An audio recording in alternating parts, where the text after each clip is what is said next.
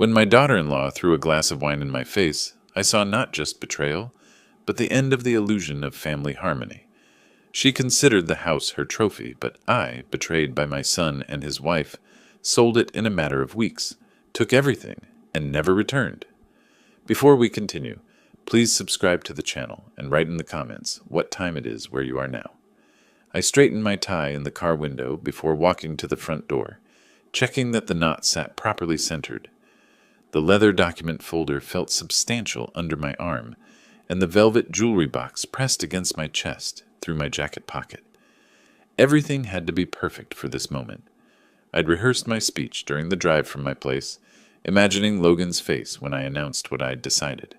This house, this beautiful Spanish villa in Coral Gables, would officially become his. Violet opened the door before I could ring the bell. "Elbert, right on time."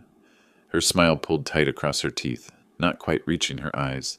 She wore a dress I didn't recognize, dark blue, expensive-looking, with jewelry that caught the entryway light. "Come in. I made your favorite dishes." Had she? I couldn't remember telling her what those were. The dining room table gleamed under the chandelier, set with china I'd never seen before. New furniture crowded the space, a mahogany sideboard, upholstered chairs with brass studs. I'd owned this house for 32 years, inherited it from my parents who'd gotten it from my grandparents in 1960, and I barely recognized it anymore. Wine bottles stood open on the sideboard, labels facing out. French. Expensive. "Dad." Logan emerged from the kitchen, wiping his hands on a dish towel.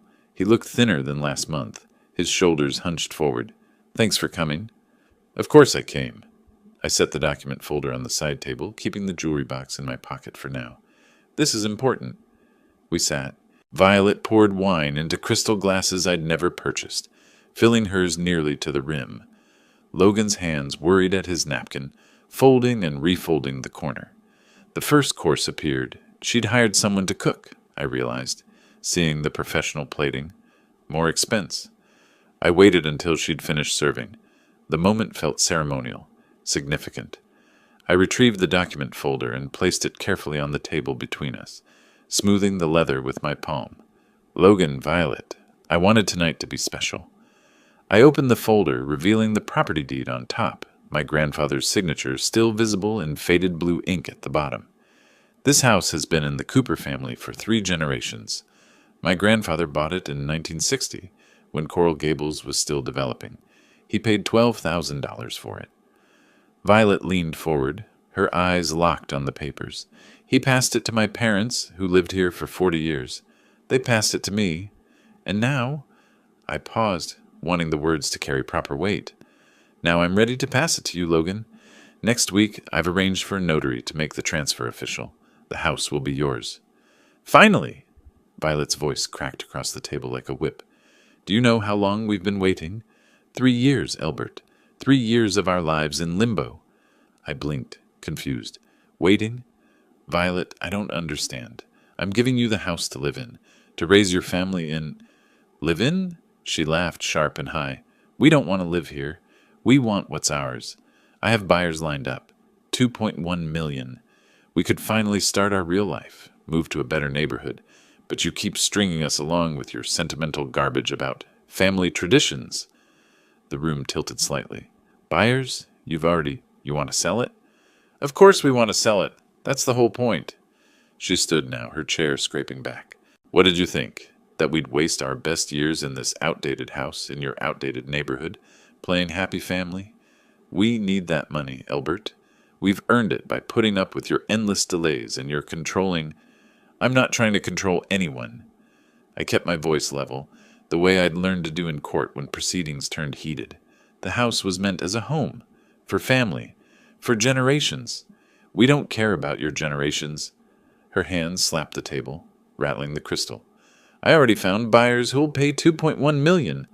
That's our ticket out, our chance to actually build something. But you pathetic old manipulator, you think you can keep us hostage with your money." Logan stared at his plate. His knuckles had gone white around the napkin. "Logan," I turned to my son, searching for recognition in his face. "Did you know about this? About selling?" He opened his mouth. Nothing came out. His eyes stayed fixed downward. Of course he knew. Violet grabbed her wine glass. He's my husband. But he's too weak to stand up to you. Too afraid of disappointing Daddy? Well, I'm not afraid. This is our house. We've earned it. The wine hit my face cold and sharp, red liquid splashing across my vision. It soaked into my white shirt, dripped from my chin onto the papers I'd laid so carefully on the table. The documents darkened at the edges, blooming with red stains. You pathetic old man, Violet hissed. You think you can control us with your money? This is our house. We earned it. I stood slowly. Wine dripped from my collar, pooling on my shirt. My hands moved deliberately. I set down my napkin, gathered the wine-stained documents, tucked them back into the folder. The velvet jewelry box remained in my pocket, ungiven. Logan hadn't moved, hadn't spoken, hadn't looked at me once. I walked to the door. Behind me, Violet's voice rose again. See? I told you your father never respected us. I told you he'd never let go. The front door closed behind me with a soft click. I walked to my car, each step measured. My hand trembled when I reached for the door handle, the first brake in control, and I gripped it harder until the shaking stopped. Inside the car, I adjusted the rearview mirror.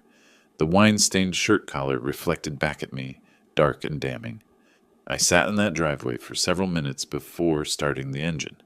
The drive to Coconut Grove usually took 15 minutes.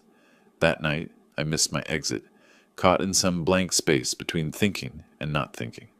A horn blared behind me when I corrected too slowly. My knuckles ached from gripping the steering wheel. At every red light, I looked down at the wine stains spreading across my chest, dark and sticky. My condo building rose against the night sky, modest compared to the Spanish villa. I'd moved here 3 years ago after retirement, wanting something simple, manageable. 2 bedrooms, balcony facing the ocean. Rental furniture I'd never bothered to replace. The key stuck in the lock the way it always did, and I had to jiggle it twice before the door opened. I didn't turn on the lights immediately, just stood in the entryway, listening to the silence. After a moment, I walked to the bathroom and flipped the switch. The mirror showed me clearly. A 64-year-old man with gray hair, wine splattered across his white shirt like evidence at a crime scene. I touched the stain, felt where it had dried stiff against the fabric, traced the edge of it with one finger. My reflection stared back. When had I gotten so old? I couldn't sleep. The wine had dried completely now, the shirt uncomfortable and tight. I should have changed it, should have thrown it in the wash, but I didn't. Instead, I walked to the balcony and sat in the wicker chair I'd bought at a discount store. Below, the ocean moved in darkness. Waves I could hear but not see. The wine stain felt like a brand. I kept touching it, confirming it was real. 3 years ago, Logan had come to my retirement party at the courthouse. 30 years on the bench, and they'd given me a plaque and a speech about justice and fairness. Logan had pulled me aside near the end, away from the others. Dad, I know this is asking a lot, but Violet and I hit some financial turbulence. Bad investment timing. Could we stay at the Coral Gables house temporarily? Just until we get back on our feet? 6 months? Maybe a year? I'd said yes before he finished asking. Of course, son. That's what family does. Don't worry about rent. Just focus on getting stable. I'll keep handling the property taxes and insurance. He'd hugged me, thanked me, said I was saving them. 6 months became a year, became 2 years. I never asked when they'd leave because I didn't want them to.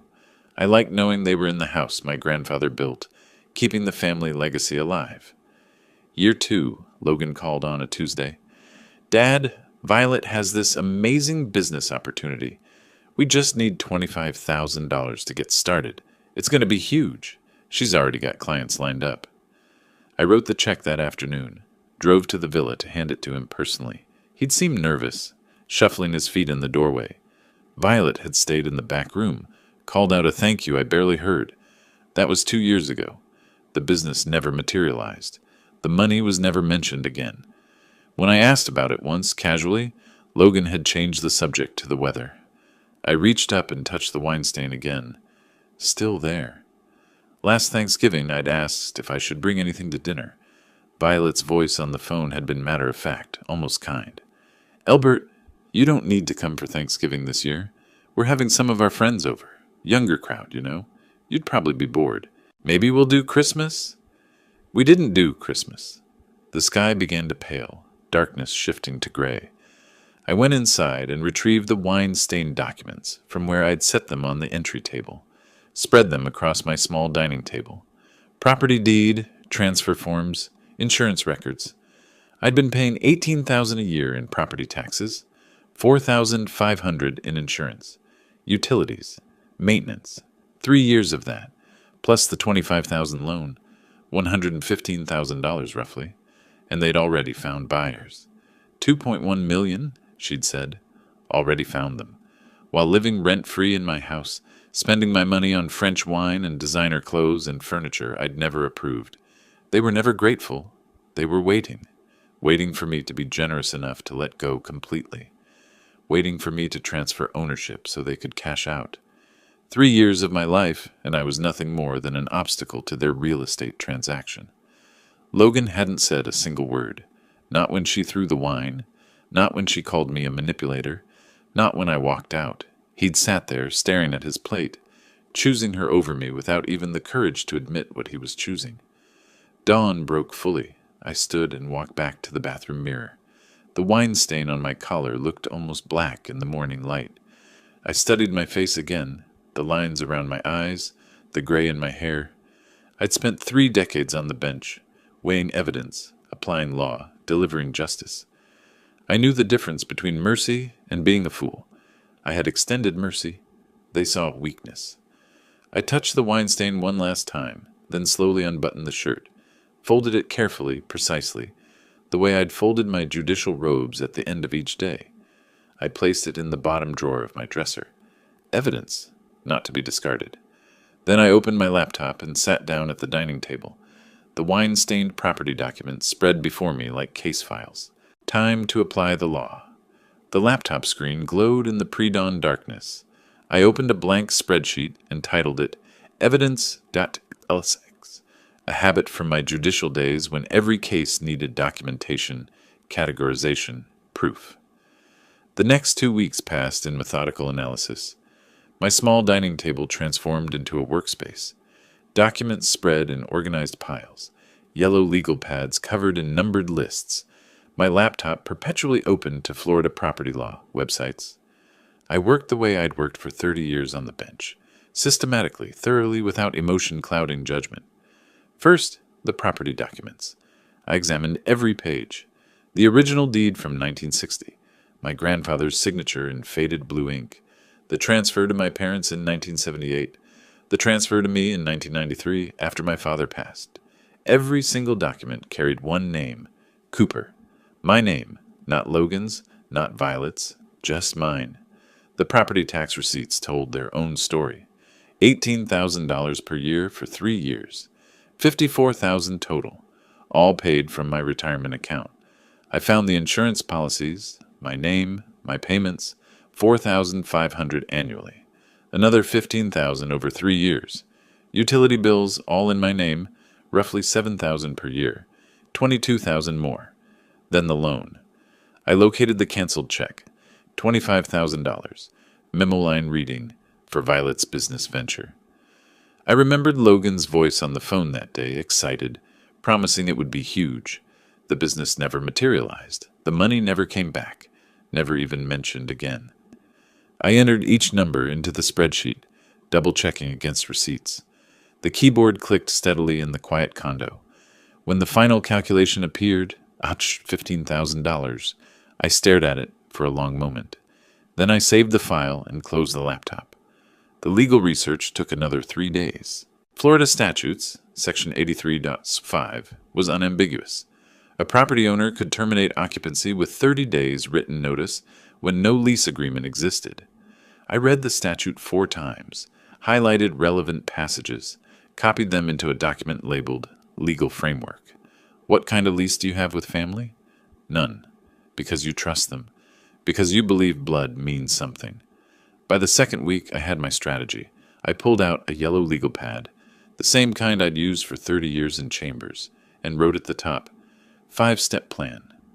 Step 1. Retain real estate attorney for expedited legal sale. Step 2. Remove all personal property and family heirlooms before notification. Step 3. Secure buyer willing to accept standard closing timeline. Step 4. Serve legal 30-day notice to occupants. Step 5. Complete transaction and sever all contact permanently. I photographed the page with my phone, then circled Step 1. Below it, I wrote, Marcus Webb? With a question mark. Marcus had handled real estate cases in my courtroom years ago. Sharp, efficient, no tolerance for emotional complications. The hardest decision came on day 12. I opened my desk drawer and retrieved my current will. Single page, straightforward language. Logan Cooper, sole beneficiary. Retirement fund, $340,000. Investment portfolio, $280,000. Total, $620,000. I picked up my phone and scrolled to Diane Morrison's contact.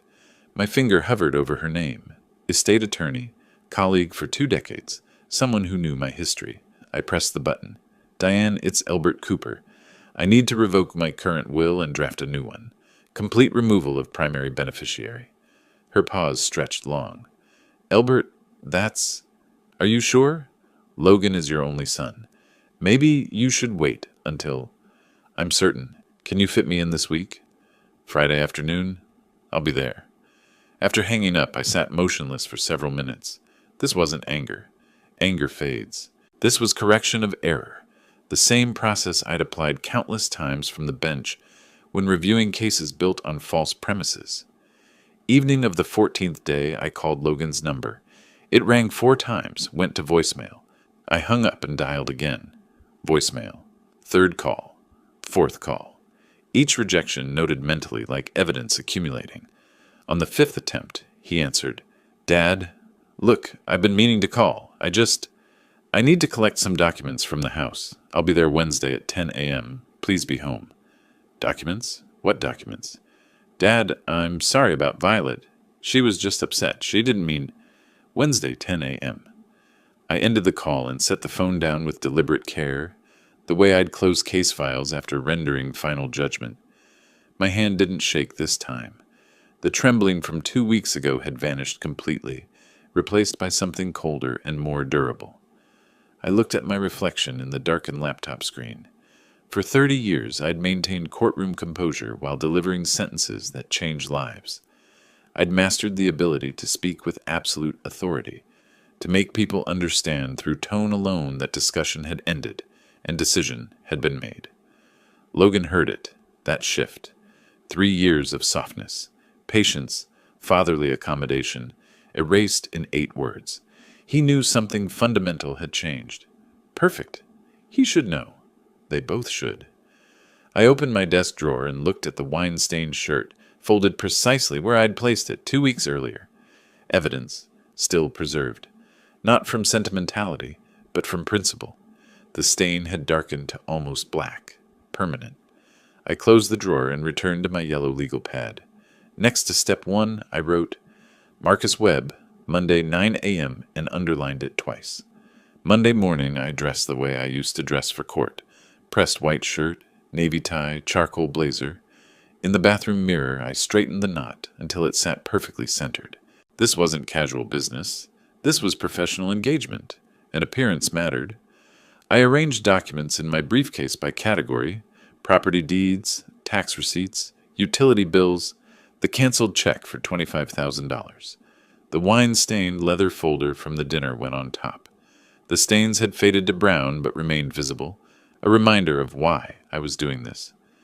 Marcus Webb's office occupied the 3rd floor of a building in downtown Coral Gables, 10 minutes from the Spanish Villa. The waiting area featured modern furniture and walls lined with real estate law books, spines perfectly aligned, professional, organized, exactly what I needed. Marcus emerged from his office at 9 precisely, mid-40s, expensive suit, confident handshake. Judge Cooper, good to see you again. Retired judge, I corrected, and it's just Elbert now. His office overlooked Miracle Mile. I sat across from his desk and opened my briefcase, removing documents one by one. Property deed, tax receipts organized by year, insurance policies, utility statements, the canceled check, each document placed deliberately, creating a visual map of evidence. I own a house in Coral Gables, I began, using the same tone I'd used for opening statements. My son and his wife have occupied it rent-free for 3 years. No lease agreement exists. It's family.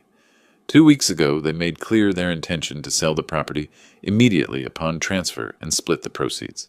I've decided to sell it myself. Marcus leaned forward, examining the deed. Registered solely in your name. Correct? Inherited from my parents. No co-owners, no liens, no encumbrances. He reviewed the tax receipts, nodding. You've maintained all financial obligations. Every payment for 3 years. Property taxes, insurance, utilities. They've paid nothing. I slid the spreadsheet across his desk. Total financial contribution, $115,000. Marcus studied the numbers, then looked up. Mr. Cooper, legally you're in an absolutely strong position. The house is yours. No lease agreement exists. I assume because it's family. Correct. No formal agreement. They asked to stay temporarily 3 years ago. I agreed. Then under Florida law, they're occupants without lease. You can sell the property at will. You're just obligated to provide 30 days written notice before they must vacate. The confirmation settled something in my chest. Not satisfaction exactly, but validation. My research had been accurate. The law was on my side. I want this handled quietly, I said. No advance warning. Find a buyer, close the deal, then notify them. Marcus tapped his pen against the desk. Understood. Typical closing takes 60 days. We'll need that time for title search, inspections, paperwork. You'll serve notice 30 days before closing. That's legally compliant, and gives them minimal time to interfere. Your fee? Full representation through closing, 8 ounces of 500. Acceptable. When can we start? I'll draft the listing agreement today. We can have the property on market by week's end. He paused. One question. Personal property in the house. Furniture, belongings. Any concerns there? I'd anticipated this. Significant concerns. The house contains valuable pieces that belonged to my parents. Antique dining set, approximately $12,000. Rare book collection, another $7,000 or $8,000. Paintings. My grandfather's stamp collection. I need to remove them before the sale. You have absolute right to remove personal property, but given the tension, I'd recommend doing it carefully. Perhaps hire professionals? Already planned. I'll handle it this week. We shook hands. I left his office with a signed representation agreement and a clear timeline. 60 days to closing. 30 days notice to occupants. 90 days total until I'd never see that house, or them, again. The next 2 days I spent preparing for Wednesday's visit. I made lists of every valuable item I could remember in the house, particularly in my old study. The room Logan and Violet had avoided because it contained old stuff. My grandmother's mahogany dining set with 8 chairs. My father's law library, first editions of landmark cases. Paintings I'd inherited. That study held $30,000 in family heirlooms they'd ignored for 3 years. Wednesday morning arrived. I drove to Coral Gables, carrying a camera, tape measure, and my yellow legal pad. The driveway looked the same, but I felt different pulling into it. No nervousness, no anticipation, just cold purpose. Logan opened the door before I knocked. His eyes were shadowed, face drawn. Dad, thank you for coming. Listen, about last week, Violet was just... She gets emotional about money, but she didn't mean... Not now, Logan. I'm here on business. Business? What business? Dad, can we just talk about... I brushed past him. Where's the key to the study? The study? It's unlocked, but why... I walked down the hall without answering. Violet's absence registered immediately. She was home. I could sense it, but staying in the bedroom. Demonstrative contempt. She couldn't even bother to face me. The study looked exactly as I'd left it 3 years ago. Mahogany furniture gleaming, books lining 2 walls, paintings hung precisely where my father had placed them. I set my camera on the desk and began systematically photographing each piece. Multiple angles, close-ups of maker's marks, measurements recorded on my legal pad. Logan appeared in the doorway. What are you doing? I didn't look up. Inventory of personal property. These items belong to me. I have every right to document my own possessions. But why now? What's going on? I'm clarifying ownership. I photographed the dining set, counting chairs, noting the carved legs. These pieces were never part of the house. They're my personal property. He shifted his weight, hands in pockets. You're not going to take all this stuff, are you? These things have always been here. They're part of the house. I stopped photographing and turned to face him, made eye contact, held it until he looked away. Logan, these pieces belong to my parents. My grandmother's dining set, my father's book collection. They were never part of the house structure. They're mine. I'll remove them when the time comes. When the time comes? What does that mean? Dad, you're scaring me. Good. I returned to photographing. He stood in the doorway another 5 minutes, then disappeared. I heard murmured voices from the bedroom. Him reporting to Violet, probably. I didn't care. The inventory took 90 minutes. Every piece documented, measured, cataloged. When finished, I walked to the front door. Logan materialized from the kitchen. Dad? I nodded once, acknowledgement, not warmth, and left. In my car, I pulled out my phone and searched. Antique Appraisal Coral Gables. The top result showed 4.9 stars, 200 reviews. Timeless treasures. Owner, Ruth Castellano. Specializes in estate appraisals and furniture authentication. I composed an email. Ms. Castellano, I need professional appraisal of antique furniture and rare books at a property in Coral Gables. The items include early 20th century mahogany dining set, collection of first edition legal texts, and various estate pieces. I may also need assistance with careful removal and storage.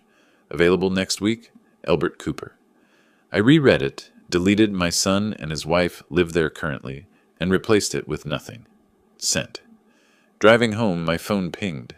Ruth's response, Mr. Cooper, I'd be happy to help with your appraisal. I can schedule a visit next week. Would Tuesday morning work for you? I pulled over and typed, Tuesday at 10 a.m. I'll coordinate with current occupants. Not my son. Occupants. I sent the message and merged back into traffic, heading toward Coconut Grove. Step 2 was progressing exactly as planned. The following Monday morning, I arrived at the Coral Gables house 10 minutes before Ruth. I'd told Logan this was a professional insurance appraisal. Plausible, unalarming. He'd agreed nervously over the phone, promising he and Violet would stay out of the way. Ruth's SUV pulled into the driveway at exactly 10. She stepped out wearing simple linen pants and a crisp white blouse, silver hair pulled into an elegant low bun. She carried a leather tool case in one hand and a tablet in the other. Everything about her movements suggested quiet competence. No rushing, no hesitation. Logan opened the door before we reached it. Good morning. You must be the appraiser. He extended his hand. Ruth shook it briefly. Ruth Castellano. I'm here to assess estate pieces for Mr. Cooper. Professional, courteous, nothing more.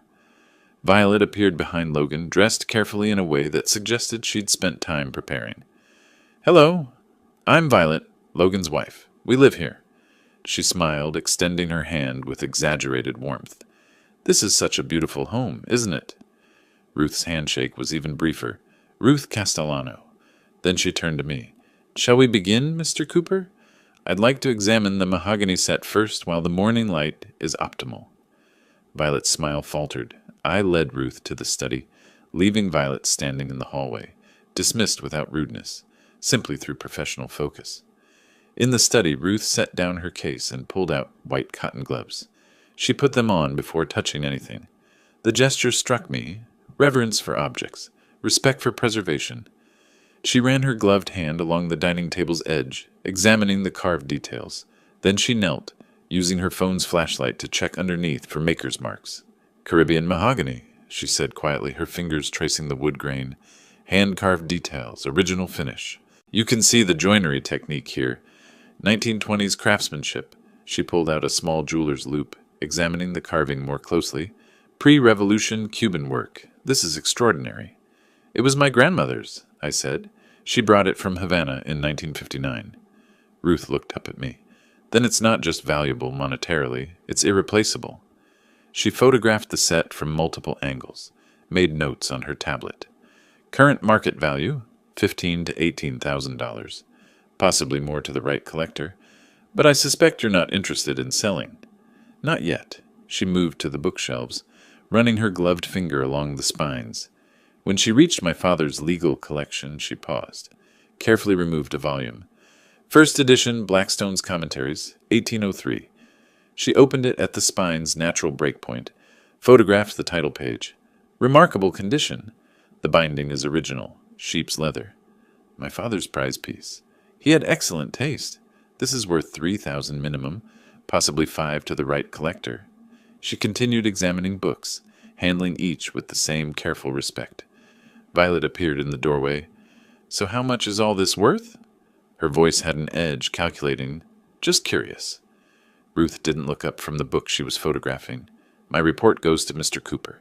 If he chooses to share details with you, that's his decision. Professional boundary established. Violet's mouth tightened. She disappeared again.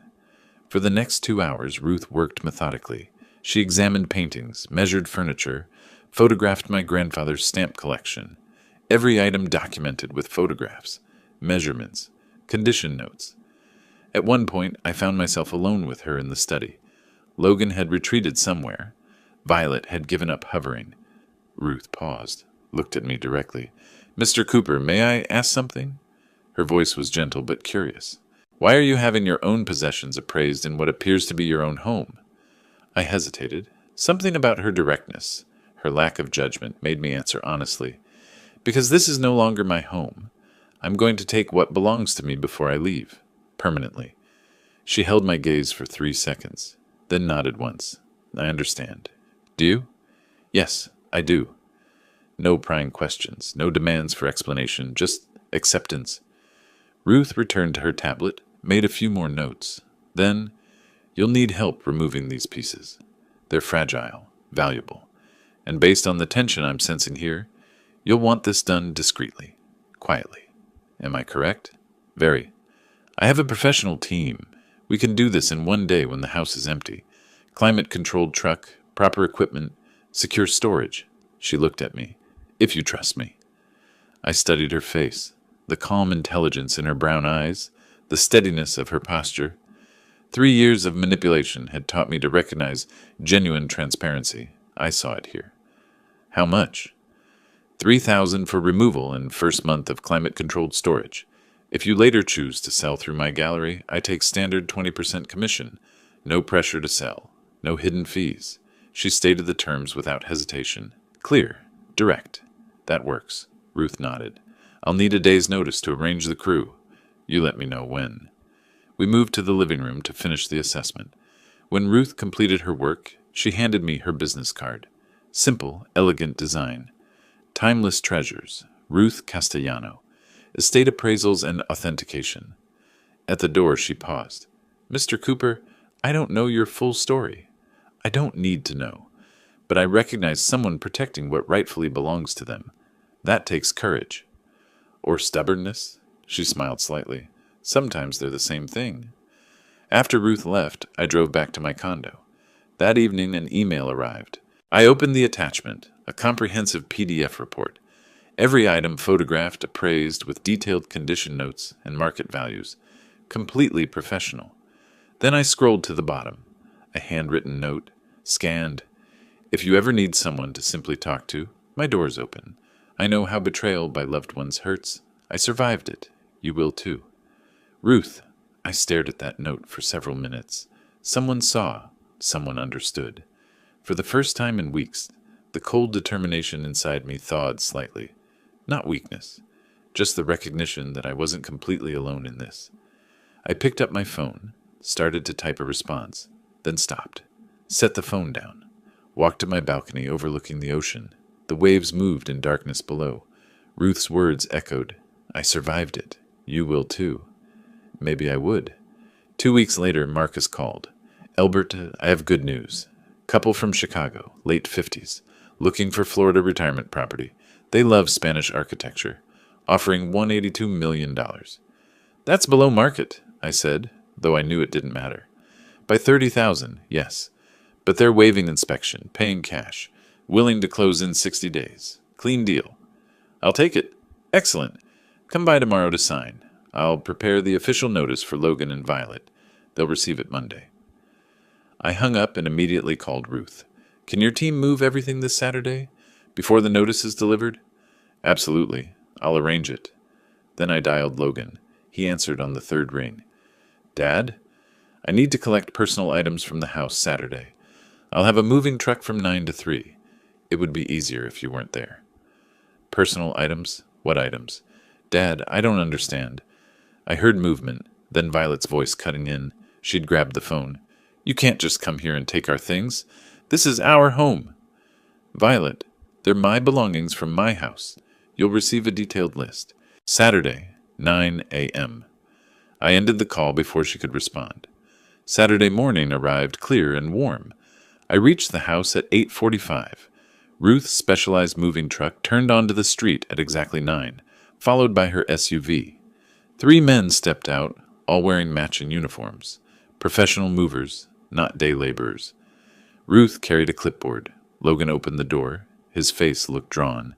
Violet stood behind him, arms crossed, dressed as if she were attending a business meeting. They'd decided to stay, to monitor, to control what they could. Good morning, Ruth said pleasantly. We'll work as quickly as possible to minimize disruption. She handed Logan a document. This is the inventory we'll be removing. Everything listed was previously documented and photographed as Mr. Cooper's personal property. Logan took it, hands shaking slightly. He scanned the pages. 3 sheets, single-spaced. Photos attached. His mouth opened, closed. Ruth's crew began immediately. They moved with practiced efficiency. Furniture dollies, protective blankets, careful maneuvering. One man individually wrapped each leg of the mahogany dining chairs. Another used archival boxes for the rare books, placing acid-free tissue between volumes. Violet followed them, voice rising. That table has been here for years. It's part of the house. You can't just take it. Ruth turned to her, expression neutral. Ma'am, this furniture is documented as the property owner's personal belongings. Each piece was inherited from his parents. You have no legal claim. I'll call the police. Please do. Ruth's voice remained calm.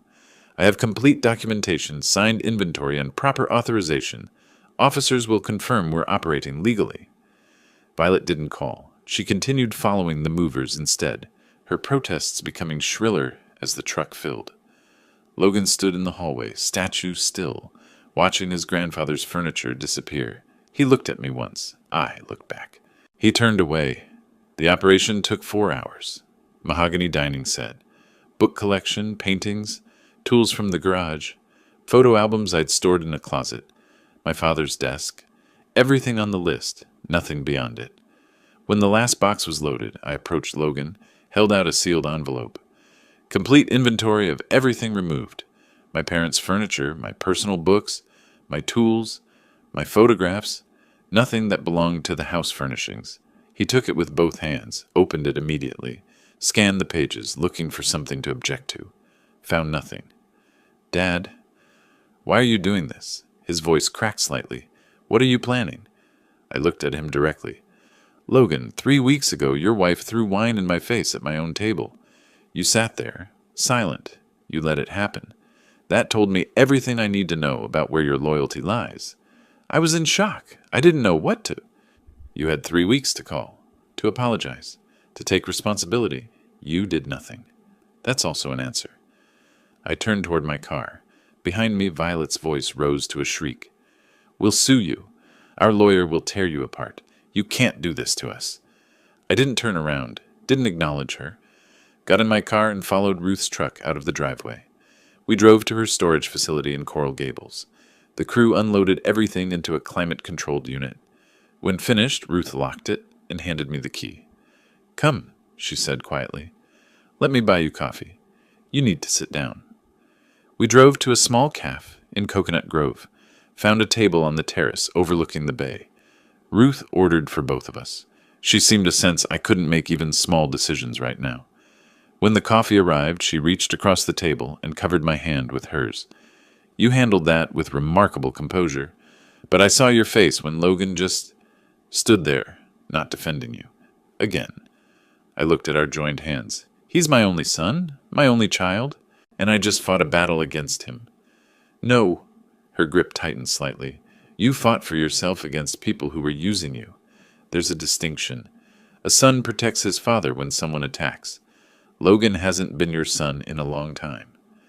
The words hurt because they were true. I felt something crack in my chest. Not breaking, but opening. Doesn't make it hurt less. Of course it doesn't.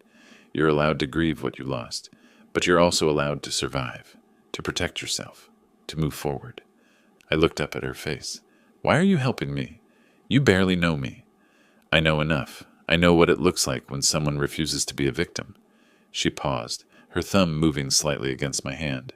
I spent 10 years rebuilding after my husband tried to destroy me in our divorce. I recognize that strength, and I recognize when someone deserves not to be alone in their fight. We sat in silence for a moment, her hand warm and steady over mine. For the first time since my wife died 5 years ago, I didn't feel completely alone. This wasn't just alliance anymore. It was connection, something neither of us had expected. Ruth's phone buzzed. She glanced at it, sighed. I should go. Client at 4. She squeezed my hand once more before releasing it. Call me this week, maybe dinner. I nodded. I'd like that. As she walked to her car, I watched her go, feeling something shift inside me. Not love, not yet, but the possibility of it. My phone vibrated. Text from Marcus. Notice sent via courier. Logan will receive it tomorrow morning. Let me know if there are problems. I typed back, there won't be. Tomorrow, Logan would learn the house was sold, that he had 30 days to leave. Tomorrow, the final phase would begin. But tonight, I had Ruth's warmth still lingering on my hand, and that made everything bearable. Monday morning, May 19th, I was making coffee when my phone rang. Marcus, it's delivered, he said. Courier confirmed signature at 10:03. Logan signed for it. I set down my cup. Thank you. Call me if there's trouble. There would be trouble, but it was the legal kind now, the kind I understood completely. The call came 40 minutes later. Violet first, naturally. My phone showed her name. I let it ring once, then declined. Immediate callback, declined. Then a text, all capitals. You won't get away with this. We'll sue you. This is our house. I watched the message change to read, but didn't respond. 3 more calls from Violet over the next 10 minutes. Each declined before the first ring completed. Then Logan tried. I let it ring. Once, twice, 3 times. On the 5th ring, I answered. Logan! Dad! His voice cracked with panic. What have you done? You can't sell the house. We live here. This is our home. Our entire life is here. I kept my voice level, almost pleasant. Logan, this is my house. It's always been my house. I had every legal right to sell it at any time. You've received proper 30-day notice. That's more than sufficient under Florida law. But where will we go? He was breathing hard, words tumbling out. We have nowhere. No plan. How can you do this to us? That should have been your question 3 years ago when you decided to live in my house rent-free, or 1 year ago when you borrowed $25,000 and never mentioned repayment, or 3 weeks ago when your wife threw wine in my face at my own dinner table because I wasn't transferring the deed fast enough. Silence. Then rustling, the phone changing hands. You pathetic, cruel old man. Violet's voice raw with rage. We wasted years of our lives in this house. Years. Taking care of it, living in your shadow. You owe us something. You owe us this house, I smiled, though she couldn't see it. Taking care of it? Violet, I paid every bill. Property taxes, $18,000 per year. Insurance, $4,500 per year. Utilities, approximately $7,000 per year. For 3 years, that's over $115,000. You paid exactly 0. So no, I don't owe you anything. You have 30 days. I suggest you use them productively. I ended the call, opened my contacts, found Logan's name, pressed block this caller, then did the same for Violet. 2 taps. Years of manipulation ended. I placed the phone face down on my kitchen counter and returned to my coffee. The next few days brought exactly what I expected. Marcus kept me informed. Violet and Logan had consulted 2 attorneys, both of whom told them the same truth. No grounds for lawsuit, no leverage, no options. Elbert Cooper owned the property, gave proper notice, followed every statute. Clean. But Violet refused reality. She found Donald Kessler, an attorney whose website promised aggressive advocacy and creative legal solutions. Translation: someone willing to file frivolous suits for money. Kessler charged $5,000 up front. They paid it, adding to their mounting financial crisis. Marcus called me Thursday evening. They filed an emergency injunction, claiming oral contract, detrimental reliance. It's weak, but a hearing's set for June 9th. Will it delay closing? Potentially. If the judge grants a temporary hold pending full hearing, our buyers are nervous. We'll handle it, I said. I know how to prepare for court. That same week, I saw Ruth almost daily. Coffee on Tuesday at a cafe overlooking the marina. Wednesday, lunch at a small bistro in Coconut Grove. Thursday, we walked through Vizcaya Gardens, talking about everything except the house sale, her years rebuilding after divorce, my judicial career, books we'd read, places we wanted to see. Friday evening, after she closed her shop, we met at a waterfront restaurant, sat on the terrace as the sun began its descent toward the bay, painting the water in shades of amber and rose. Ruth reached across the table, covered my hand with hers. The gesture was deliberate, gentle. I turned my palm up, receiving her touch. "Elbert, I don't know what's coming next for you," she said quietly. "The sale, what happens after, where life takes you. But I want you to know something. You're not alone. Not anymore." My throat tightened. "Ruth, I mean it. Whatever you need, someone to talk to, someone to just sit with, someone who understands what betrayal feels like. I'm here. I'll be here." I squeezed her hand, unable to speak for a moment. When I found my voice, it came out rough. "I know, and it means more than I can say." We sat in silence as the sun touched the horizon, her hand warm and steady in mine. For the first time since my wife died 5 years ago, I felt connected to another person. Not just alliance, not just gratitude. Something deeper, something that felt like the possibility of a future I'd stopped imagining. Ruth's phone buzzed. She glanced at it reluctantly. I should go. Early appointment tomorrow. But neither of us moved immediately. Finally we stood. There was a moment, brief, charged, where a kiss might have happened. But it didn't. Too soon. Not yet. But the possibility hung between us like a promise. I drove home feeling something like I hadn't felt in months. Not the cold determination that had sustained me through planning and execution. Something warmer. Peace, maybe. Or hope. My phone rang as I pulled into my building's parking garage. "Marcus, we have a situation," he said. "They've filed that injunction. Court hearing scheduled June 9th. We need to prepare our response." I parked, sat in the darkness for a moment. "I'll be ready." The battle wasn't over, but looking at Ruth's last text, "Thank you for tonight. Sleep well?" I realized I had something worth fighting for beyond just justice. I had a reason to win, and then move forward. I spent the next week preparing like I was back on the bench, except this time I was building the case instead of judging it. Every bank statement showing house payments, every email exchange with Logan, I searched for any mention of transfer or ownership promise. Found nothing. Only language about staying temporarily and getting back on your feet. I drafted my affidavit myself, typing slowly but precisely. 30 years of reading sworn statements had taught me exactly what judges needed. Facts, dates, dollar amounts, no emotions, no editorializing, just the truth, documented and verifiable. Marcus notarized it in his office. "This is excellent work," he said, reviewing the exhibits I'd organized. 36 months of payments, the unreturned loan, their complete lack of financial contribution. It's overwhelming. It's accurate, I corrected. That makes it overwhelming. The buyers called Marcus twice that week, nervous about delays. He assured them the case was frivolous, would be dismissed quickly. I hoped he was right. June 9th arrived warm and clear. I dressed carefully. Navy suit, white shirt, conservative tie, the uniform of professional credibility. I'd worn versions of this outfit for 3 decades in courtrooms. Today felt like coming full circle. Miami-Dade County Courthouse stood familiar and imposing. I walked through security, the metal detector beeping. The ritual is known to me as breathing.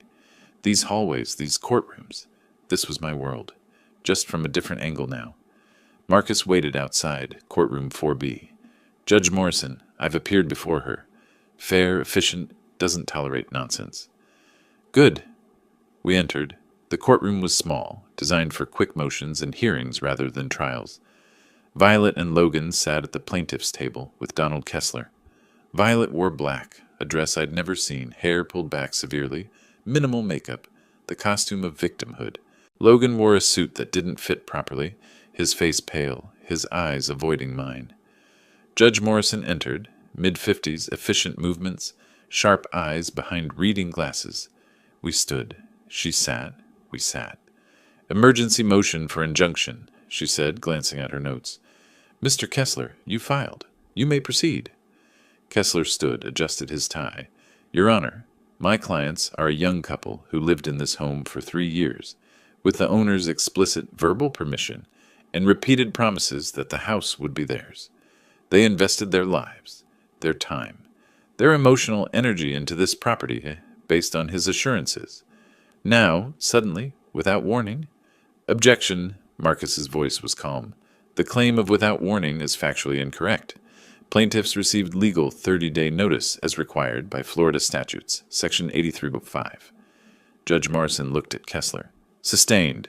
Mr. Kessler, stick to facts, please. Kessler adjusted again, continued. My clients relied on oral promises made repeatedly by Mr. Cooper. They had every reason to believe... Excuse me. Judge Morrison held up one hand. Do your clients have any written evidence of these alleged promises? Any emails, texts, letters? Kessler hesitated. Well, Your Honor, family agreements are often verbal. That's not what I asked. Do you have written evidence? Yes or no? No, but thank you. Mr. Webb, your response? Marcus stood, placed a thick folder on the podium. Your Honor, plaintiffs cannot produce written evidence because no such promises existed. Meanwhile, Mr. Cooper has provided 36 months of bank statements proving he paid all property taxes, insurance, utilities, and maintenance, totaling over $115,000. Plaintiffs contributed $0. They lived rent-free for 3 years. This is not detrimental reliance. This is exploitation of generosity. Judge Morrison began flipping through the exhibits. Her expression grew progressively stern. Mr. Cooper, she said, addressing Logan directly, I have some questions. Do you have any written document, email, text message, letter, where your father agreed to transfer this property to you? Logan stood awkwardly. No, Your Honor, but he said verbally that the house was for family. Did you pay rent to live in this house? No, but it's family, so... Did you pay property taxes? No. Insurance premiums? No. Utility bills? Logan's voice dropped to barely audible. No. So you lived completely free of charge for 3 years? A long pause. Yes. Judge Morrison removed her glasses, set them on the bench, looked at the exhibits again, looked at Kessler. I've reviewed the motion and the response. This case is straightforward. Her voice carried the weight of final judgment. Under Florida law, oral promises regarding real estate transfers have no legal effect without written contract. Florida statutes. Section 725-1, Statute of Frauds. Mr. Elbert Cooper owned this property. He paid all expenses. He provided legal notice. He has the absolute right to sell it. This motion is denied. Plaintiffs must vacate the premises by June 15th as legally notified. She picked up her gavel. Court is adjourned. The strike of wood on wood echoed in the small room. Final. Irreversible. Violet made a sound, strangled, disbelieving. Logan's head dropped. Kessler tried to speak, but Judge Morrison had already stood and exited through her chamber's door. Outside, in the courthouse plaza, Violet lost what remained of her control. She rushed at me, heels clicking rapidly on concrete. You destroyed us, she screamed. You destroyed your family. What kind of father does this? I stood still, let her come. Let her rage wash past me. When she finished, I spoke quietly. No, Violet. You destroyed the family when you threw wine in my face in my own home. I simply corrected the mistake I made 3 years ago when I trusted you with my property. We gave you 3 years of our lives. I gave you $115,000, a home, and unconditional support. You gave me contempt. I'd say you got the better deal. Behind her, Logan approached slowly. His voice cracked. Dad, please. We have nowhere to go. No savings. What are we supposed to do? I looked at my son, really looked at him, saw the man who'd sat silent while his wife abused me, the man who'd taken everything and given nothing back. Logan, You had income for 3 years. Good income. If you hadn't spent every dollar living in a house worth $2 million rent-free, enjoying prestige you couldn't afford, you'd have savings. You made choices. Now you live with them. I turned toward the parking area. Goodbye, Logan. Not son, just his name. The relationship was already gone. Now the word was too. I walked to my car. Behind me, Logan called out something I didn't catch. Didn't turn. Got in my car, started the engine, drove away. In the rearview mirror, Logan standing on the courthouse steps. Violet screaming at him now, turning her fury on the only target left. I drove directly to Ruth's shop. She saw my face through the window, immediately flipped the sign to closed, and led me upstairs to her private office. She made tea. Didn't ask questions. Just waited. I won, I finally said. Complete victory. Judge didn't even hesitate. And I feel terrible, Ruth finished softly, because he's your son, and you just had to beat him in court. I nodded, couldn't speak. She crossed to me, wrapped her arms around my shoulders. I let my head rest against her, let the weight show. Listen to me, she said, her voice steady against my ear. You won a case against people who were exploiting you. A real son protects his father, defends him. Logan chose Violet's greed over your dignity every single time. He stopped being your son when he sat silent while she abused you. He's still my only child. I know. Her arms tightened. And you're allowed to grieve that. But you're also allowed to survive, to protect yourself, to move forward. We stood like that for a long time, her strength holding me up. Outside, afternoon light shifted toward evening. Eventually, she released me, wiped a tear from my cheek I hadn't known had fallen. Come, she said. I'm making you dinner. Real food. We're going to sit, eat, and talk about anything except your son and that house. I nodded, managed a small smile. As we walked to her car, my phone buzzed. Text from Marcus. Buyers confirmed. Closing proceeds as scheduled. June 15th, 2 p.m. The end was in sight. But looking at Ruth walking beside me, unlocking her car, glancing back with concern and warmth, I realized something else. The beginning was in sight too. June 15th arrived bright and cloudless. I met Marcus at his office by mid-morning. The closing ceremony was surprisingly mundane for something so significant. Papers spread across his conference table, 4 people reviewing documents in careful silence. Richard and Margaret Chen sat across from me, late 50s, excited about their Florida retirement, but maintaining professional composure. Their attorney checked contract clauses. The title company representative verified signatures. Marcus guided us through each page methodically. Initial here, sign here, date here. My signature appeared on page after page. The motion became automatic, almost meditative. Each stroke of the pen was a period ending a sentence, a door closing, a chapter finishing. The wire transfer confirmation appeared on Marcus's laptop screen. He turned it toward me. 1,740,000 deposited to account ending in 7823. I nodded. Richard Chen reached across the table, extended his hand. Thank you, Mr. Cooper. We'll take excellent care of it. I shook his hand. I'm sure you will. Marcus placed the keys in a small envelope, slid them across the mahogany surface. Margaret picked them up, smiled. Something in her expression, pure joy, uncomplicated anticipation, reminded me why houses should be homes, not weapons. That afternoon, Miami-Dade County Sheriff deputies knocked on the door at the Coral Gables villa. I wasn't there, but Marcus called to tell me. Logan had answered. Deputy Martinez, according to Marcus's contact at the sheriff's office, had read from the official eviction notice in the flat tone of someone who delivered hundreds of these. You have 24 hours to vacate these premises, Violet had screamed. The deputies had waited impassively until she finished, then left. Standard procedure. The next morning I drove past the house, just once from a distance, and saw the U-Haul truck in the driveway. Watched them carry boxes. Didn't stop. Didn't announce myself. Just observed from 2 blocks away, then drove home. They moved to Kendall, a rental apartment. Small. $1,800 a month instead of free. Marcus heard through courthouse connections that their financial situation had deteriorated badly. Credit cards maxed from attorney fees. No savings. The prestigious lifestyle they'd enjoyed at my expense had evaporated overnight. Over the following days, Logan tried calling. My phone showed number no longer in service. I'd changed it the day after closing. New number, clean break. He tried email. I'd closed that address too. Complete severance. 1 week after closing, I sat in Diane Porter's office.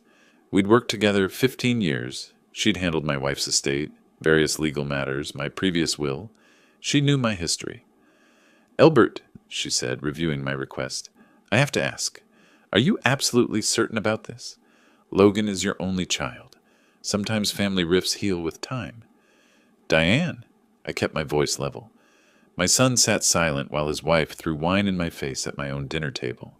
He borrowed $25,000 with promises of repayment that never materialized. He lived in my house for 3 years without contributing a single dollar. When I needed him to be a son, he was absent. Why would I reward that? She sighed, nodded. "I understand. Who do you want to designate as beneficiaries?" 2 recipients, the Florida Judicial Veterans Support Fund, $340,000 from my retirement fund, and Ruth Castellano, $280,000 from my investment account. Diane looked up, surprised. Ruth Castellano from Timeless Treasures? I've met her at charity events. I smiled slightly. Yes, when everyone else saw me as a resource or an obstacle, she saw me as a person. That matters. It matters very much. Diane's expression softened. I think that's a beautiful choice. The new will took a week to draft. I reviewed it carefully, approved every clause, signed it in Diane's conference room with 2 paralegals as witnesses. The notary pressed her seal into the paper. The physical impression made it real, irreversible. Logan was legally disinherited. The previous will formally revoked. Meanwhile, Ruth and I spent increasing time together, not just coffee anymore. Dinners at quiet restaurants, weekend walks along the beach near Coconut Grove, gallery visits where we'd discuss paintings for hours, discovering we shared similar tastes, preference for landscape over portrait, color over monochrome, honesty over pretension. She told me more about her divorce 10 years ago, her husband's financial betrayal, the brutal legal battle, the years rebuilding her business and her trust. I shared more about my late wife, the gradual erosion of my relationship with Logan that had started years before Violet, my regret at not seeing it sooner. Late June, Ruth arranged for me to meet her son David, lunch at a bistro in Coral Gables. He was 40, software engineer, intelligent and warm, protective of his mother but not hostile. At one point, while Ruth was in the restroom, David leaned forward. "I'm going to be direct. My mother went through something terrible with my father. Took her a decade to rebuild. She's been alone because she's cautious. If you're with her, treat her right." "I intend to. She deserves nothing less." He studied my face for a moment, then nodded. "Good, because she talks about you constantly. I haven't seen her this alive in years." Mid-July brought an evening that felt suspended outside time. Ruth and I sat on my condo terrace, wine glasses between us, watching the sun paint the ocean in shades of amber and rose. Comfortable silence stretched between us, the kind that only comes when words aren't necessary. Finally I spoke. I thought my life was over at 64, that after everything with Logan I had nothing left except existing, going through motions. But you showed me I was wrong. "No." She turned to face me. "You showed yourself. You stood up. You fought for your dignity. I just had the privilege of watching. You were more than a spectator. Maybe we helped each other." I stood, held out my hand. She took it, rose. We stood close. The sunset behind us. The future uncertain but somehow less frightening than it had been months ago. I leaned forward. She met me halfway. Our lips touched softly, tentative at first, then more certain. 3 seconds. We pulled back, looked at each other, smiled, then kissed again, longer. My hand cupped her face. Her hand rested against my chest. Not desperate, deliberate. 2 people who'd earned the right to be careful with their hearts. When we finally separated, she rested her forehead against mine. "I should go," she whispered. "Early shipment at the shop tomorrow." "Have dinner with me tomorrow night? Somewhere nice. I want to celebrate." "Celebrate what?" "New beginnings."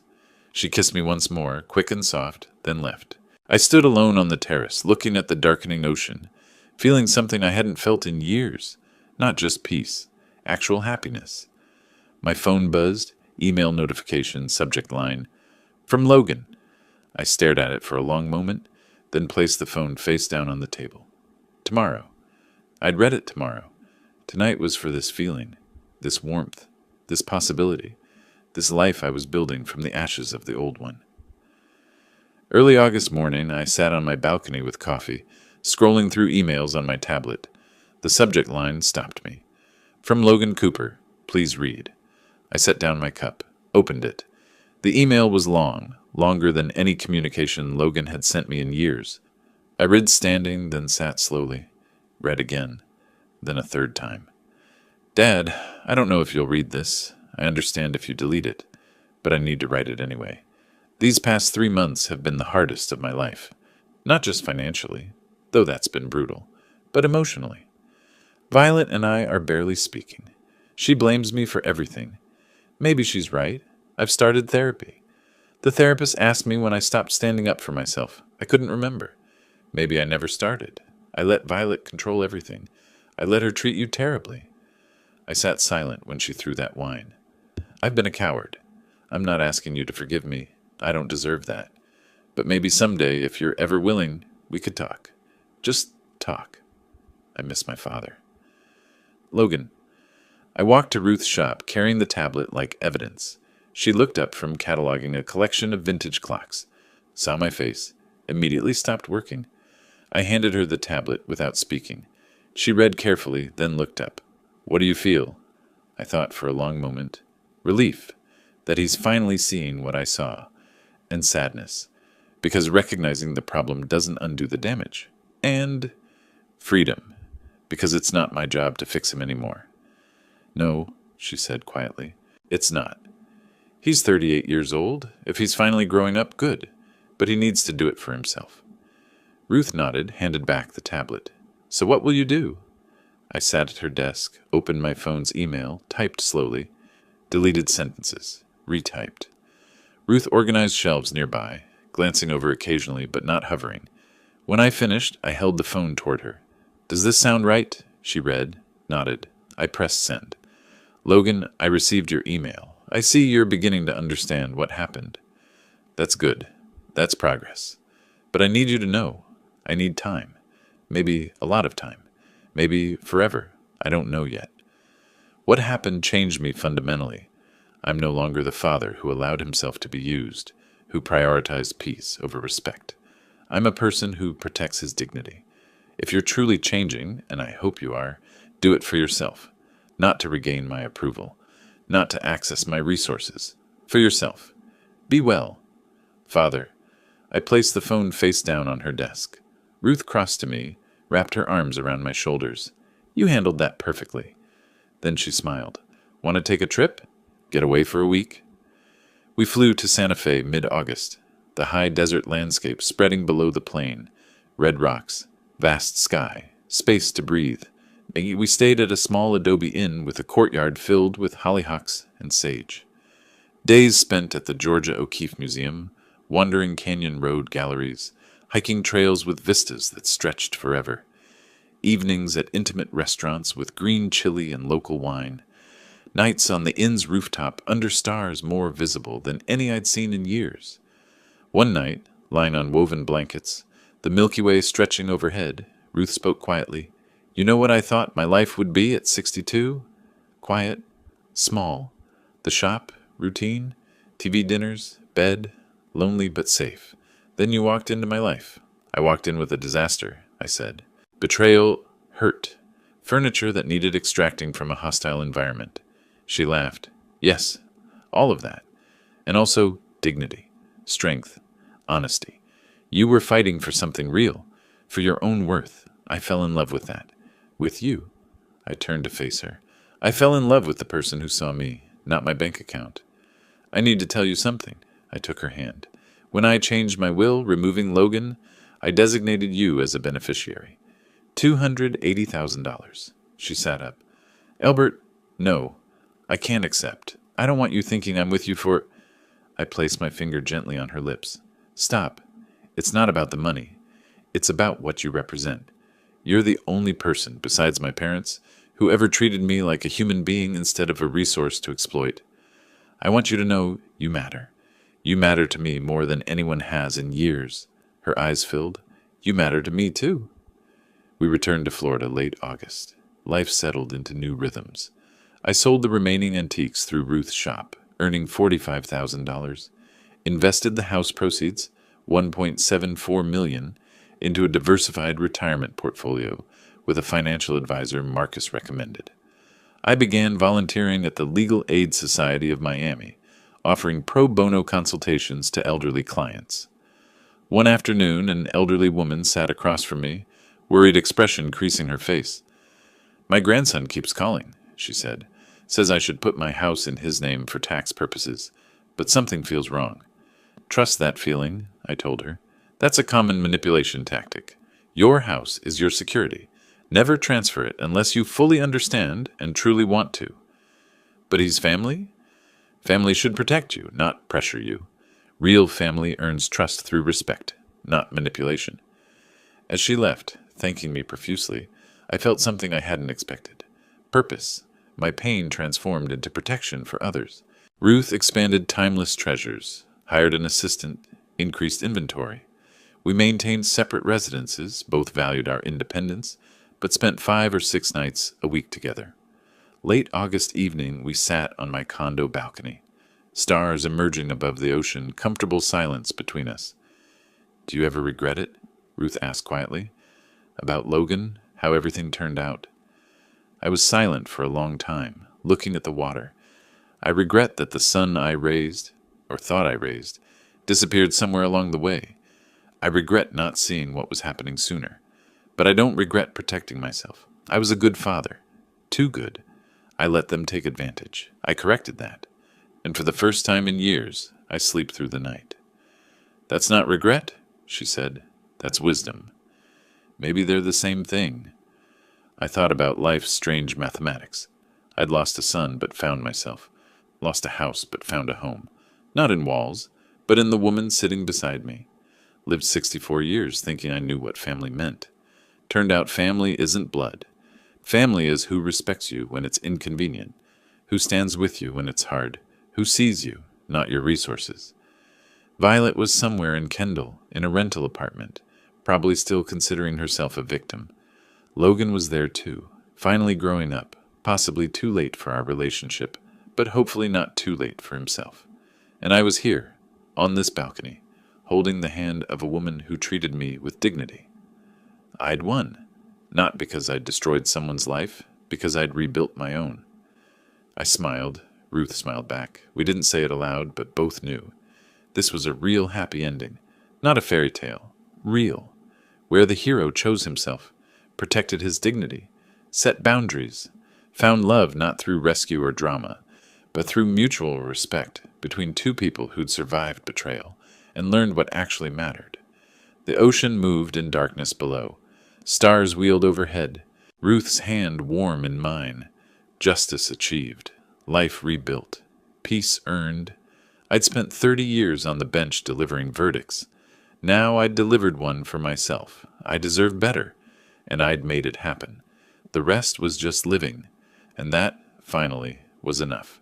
If you like this story, please like this video, subscribe to the channel, and share your impressions of this story in the comments. To listen to the next story, click on the box on the left. Thank you for watching.